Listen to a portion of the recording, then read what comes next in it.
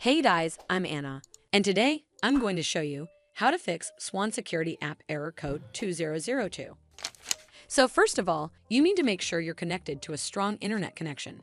Open up Safari browser on your mobile device and then search for speed test right over here. Here on this page, you need to tap on Run Speed Test. The minimum speed required for Swann Security App is usually 2 to 3 Mbps. So if it's anywhere near or above this number, that's fast enough.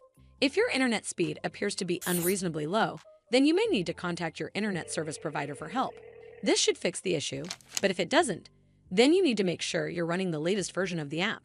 Open up App Store on your device, and then tap on this search icon in the bottom right corner.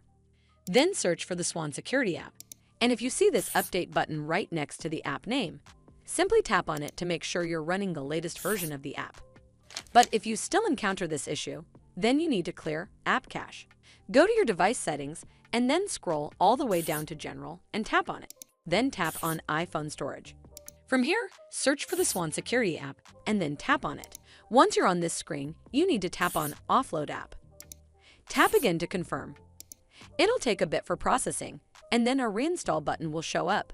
Simply tap on it to reinstall the app. This should fix the issue, but if it doesn't, then you need to completely reinstall the app. Follow the on-screen instructions to navigate all the way to the app page. Once you're on this screen, tap on Delete App to uninstall the app from your device. Once uninstalled, you need to open up App Store and then search for the Swann Security App right over here in the search bar, and then click on this Get button to install it back on your device. Well, that's how you fix Swann Security App error code 2002. I hope you found this video helpful, and if you did, make sure you give it a thumbs up to see more videos like this, and don't forget to hit that subscribe button.